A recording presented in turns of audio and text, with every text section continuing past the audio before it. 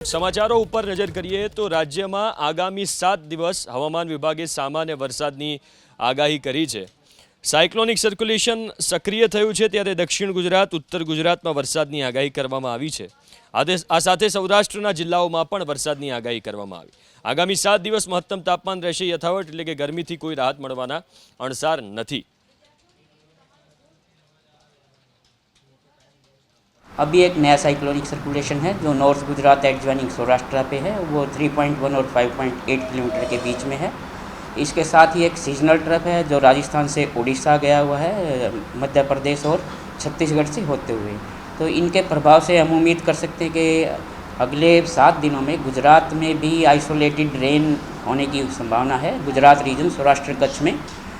लेकिन कोई वार्निंग जैसा कुछ है नहीं, हैवी रेन का भी 7 दिन तक पॉसिबिलिटी नहीं लग रही है। तो isolated rain light to moderate expected है अगले 7 दिन। जो डिस्ट्रिक्ट्स हैं मेनली जैसे नॉर्थ गुजरात है, साथ में साउथ गुजरात और सौराष्ट्र।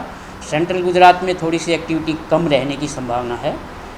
और ऐसे ही डे 2 से भी डे 7 भी साउथ गुजरात में ज़्यादा एक्सपेक्टेड है। और कोस्टल सौराष्ट्र में जिसमें अमरेली भावनगर इत्यादि है वहाँ उम्मीद कर सकते हैं। तो राज्यના અમુક વિસ્તારોમાં વરસાદની આતુરતાથી રાહ જોવાઈ રહી છે ત્યારે વરસાદને લઈને આગાહીકાર અંબાલાલ પટેલે આગાહી કરી। તેમણે 29 જૂનથી 7 જુલાઈ સુધી ઉત્તર અને મધ્ય પૂર્વ ગુજરાતમાં વરસાદની શક્યતા વ્યક્ત કરી। આ સાથે જ ઉત્તર ગુજરાતના ખેડૂતો માટે સારા સમાચાર છે। અંબાલાલ પટેલે ઉત્તર ગુજરાતમાં વાવણી લાયક વરસાદની આગાહી કરી। આ ઉપરાંત મધ્ય ગુજરાતમાં મહીસાગર, પંચમહાલ, અમદાવાદ, ગાંધીનગરમાં વરસાદની આગાહી કરવામાં આવી છે। તો ઉત્તર ગુજરાતમાં અરવલ્લી અને સાબરકાંઠા જિલ્લામાં વરસાદની આગાહી કરાઈ છે। રાજ્યમાં કેટલાક વિસ્તારોમાં ભારે વરસાદ વરસવાની પણ તેમણે આગાહી કરી। દક્ષિણ ગુજરાતમાં ભારે વરસાદ થઈ શકે તો રાજ્યમાં ઓગસ્ટ મહિનામાં સારા વરસાદના યોગ હોવાની આગાહી તેમણે વ્યક્ત કરી છે।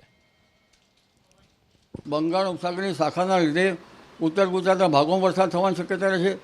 હિંમતનગર, સાબરકાંઠાના ભાગોમાં વરસાદ થવાની શક્યતા રહેશે અને અરવલ્લીના ભાગોમાં પણ વરસાદ થવાની શક્યતા રહેશે। પંચમહાલના ભાગોમાં પણ વરસાદ થવાની શક્યતા રહેશે। કેટલાક ભાગમાં ભારે તો કેટલાક ભાગમાં અતિ ભારે વરસાદ થવાની શક્યતા રહેશે। એટલે ઉત્તર ગુજરાતના ભાગોમાં જ્યાં વરસાદ નથી ત્યાં પણ હવે ધીરે ધીરે વરસાદ થવાની શક્યતા રહેશે। મહીસાગરના ભાગોમાં પણ ભારે વરસાદ થવાની શક્યતા રહેશે, પણ ઉલ્લેખનીય છે કે પશ્ચિમ કાંઠાના ભાગોમાં ભારે વરસાદ થવાની શક્યતા રહેશે। દક્ષિણ ગુજરાતના ભાગમાં ભારેથી અતિભારે વરસાદ થવાની શક્યતા રહેશે।